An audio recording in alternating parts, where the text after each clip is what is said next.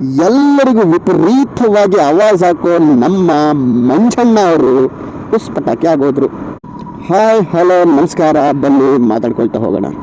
ನಮ್ಮ ಮಂಜಣ್ಣ ಮಹಾರಾಜರ ಸಾಮ್ರಾಜ್ಯದಲ್ಲಿ ಸಾಮ್ರಾಜ್ಞಿಯಾಗಿ ಮಿಂಚ್ತಾ ಇರೋದು ನಮ್ಮ ಪಾಸಿಟಿವ್ ಪರಿಮಳ ಅವರು. ಪಾಸಿಟಿವ್ ಪರಿಮಳ ಅವರಂತೂ ಸಿಕ್ಕಾಪಟ್ಟೆ ಟ್ರೋಲ್ ಆಗ್ತಾ ಇದ್ದಾರೆ.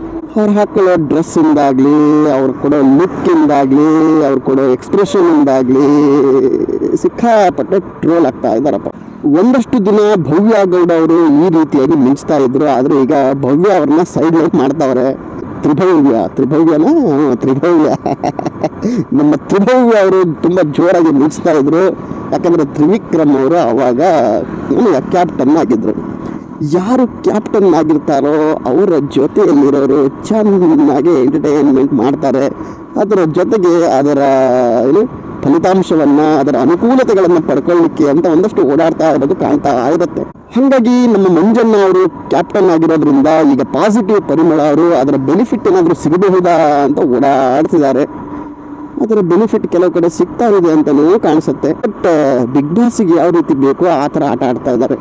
ಬಿಗ್ ಬಾಸ್ಗೆ ಯಾವ ಥರ ಬೇಕು, ಒಬ್ಬರನ್ನ ಕಂಡ್ರೆ ಇನ್ನೊಬ್ರಿಗೆ ಆಗಬಾರ್ದು, ಗಾಸಿಪ್ಗಳನ್ನ ಮಾಡಬೇಕು ಒಳ್ಳೆ ರೀತಿಯಲ್ಲಿ, ಅಥವಾ ಒಂದಷ್ಟು ದ್ವೇಷ, ಒಂದಷ್ಟು ಸಿಟ್ಟು ಅವೆಲ್ಲವೂ ಇರಬೇಕು ಬಿಗ್ ಬಾಸಲ್ಲಿ. ಉಂಡು ತಿಂದು ಮಕ್ಕಂಡು ಮನೆಗೋಗೋಕ್ಕೆ ಬಿಗ್ ಬಾಸೇ ಬೇಕಾ? ಬೇಡ. ಹಾಗಾಗಿ ಇವೆಲ್ಲ ಇರಬೇಕಲ್ವಾ. ನಮ್ಮ ಪಾಸಿಟಿವ್ ಪರಿಮಳ ಅವರು ಒಂದಷ್ಟು ಕೊಡ್ತಾ ಇದ್ದಾರೆ ಅಂತ ಅನ್ಸುತ್ತೆ. ಅದು ನಮ್ಮ ಬಿಗ್ ಬಾಸ್ ಅವರಿಗೂ ಗೊತ್ತಾಗಿದೆ.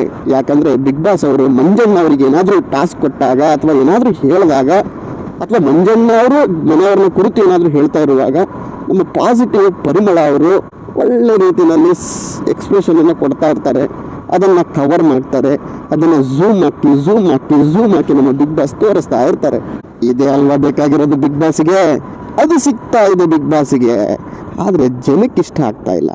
ಜನಕ್ಕೆ ಇಷ್ಟ ಆದ್ರೇನು ಬಿಟ್ರೇನು, ಇಷ್ಟ ಆಗೋರು ಆಟ ಆಡ್ತಾ ಇಲ್ಲ, ಆಟ ಆಡೋರು ಇಷ್ಟ ಆಗ್ತಾ ಇಲ್ಲ.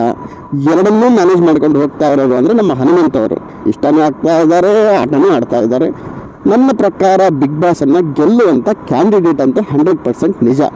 ಪಾಸಿಟಿವ್ ಪರಿಮಳ ಅವರು ಕೂಡ ಅವ್ರ ಹತ್ರನೇ ಬೆನಿಫಿಟ್ ತಗೊಳ್ಳೋದನ್ನು ನೋಡ್ತಾ ಇದ್ದಾರೆ, ನನಗೆ ಅನ್ನಿಸ್ತಾ ಇದೆ. ತಮ್ಮಯ್ಯ ಅಂತ ತಲೆ ಸವರ್ಕಂತ ಹತ್ರ ಆಗ್ತಾ ಇದ್ದಾರೆ.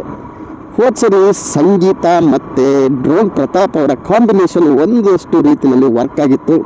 ಆದರೆ ಈ ಸೀಸನ್ನಲ್ಲಿ ಆ ಥರದ ವರ್ಕೌಟ್ ಕಾಣಿಸ್ತಾ ಇಲ್ಲ ಅಣ್ಣ ತಮ್ಮನ ವಿಚಾರದಲ್ಲಿ. ಹಾಗಾಗಿ ಮೋಸ್ಟ್ಲಿ ಪಾಸಿಟಿವ್ ಪರಿಮಳ ಅವರಿಗೆ ಅಂಥ ಏನು ಬೆನಿಫಿಟ್ ಸಿಗಲಿಕ್ಕಿಲ್ಲ. ಬಟ್ ಮಂಜಣ್ಣ ಅವರಿಂದ ಒಂದಷ್ಟು ಬೆನಿಫಿಟ್ ಅಂತೂ ಸಿಕ್ಕತ್ತೆ.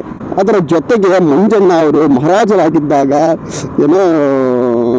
ಮಹಾರಾಣಿಯವರಿಗೆ ಎಲ್ಲರೂ ತಲೆಬಾಗಿ ನಮಸ್ಕಾರ ಮಾಡಿ ಇದೊಂದು ಸ್ಟ್ರಾಟಜಿ ಅಂತೇಳಿ ಅದನ್ನು ದಾಳವಾಗಿ ಬಳಸ್ತಾರೆ. ನಮ್ಮ ಗೌತಮಿ ಜಾಧವ್ ಅವರು ಓಡಿ ಬಂದು ಟಕ ಟಕ ಟಕ ಟಕ ಟಕ ಟಕ ಅಂತ ನಡ್ಕೊಂಡ್ಬಂದು, ಇದು ನನ್ನಿಂದ ಆಗಲ್ಲ, ನಾನು ಸಾಧ್ಯನೇ ಇಲ್ಲ ಇದನ್ನು ಮಾಡಲಿಕ್ಕೆ, ನಾನು ತಲೆ ಬಾಗ್ಸಿದ್ರೆ ನಾನು ಸೋತಂಗೆ ಅಂತೇಳಿ ಆವಾಜ್ ಹಾಕಿ ಹೋಗ್ತಾರೆ. ಎಲ್ಲರಿಗೂ ವಿಪರೀತವಾಗಿ ಆವಾಜ್ ಹಾಕೋ ನಮ್ಮ ಮಂಜಣ್ಣ ಅವರು ಪುಷ್ಪಟಾಕಿ ಆಗೋದ್ರು. ಯಾಕಂದರೆ ನಮ್ಮ ಪಾಸಿಟಿವ್ ಪರಿಮಳ ಅವರು ಮಾತಾಡೋಕ್ಕೆ ಅವಕಾಶವನ್ನೇ ಕೊಡಲಿಲ್ವೇ. ಹಾಗಾಗಿ ಇದು ನಮ್ಮ ಪಾಸಿಟಿವ್ ಪರಿಮಳ ಅವರ ಬಿಗ್ ಬಾಸ್ ಕತೆ. ಓಕೆ, ಇಲ್ಲಿವರೆಗೂ ಬಂದಿದ್ದೀರಿ, ವಿಡಿಯೋನ ನೋಡಿದ್ದೀರಿ, ಮತ್ತೆ ಸಿಗ್ತಾರೋಣ. ಅಲ್ಲಿವರೆಗೂ ಟಾಟಾ, ಬಾಯ್ ಬಾಯ್, ಸಿ ಯು, ನಮಸ್ಕಾರ ಕರ್ನಾಟಕ.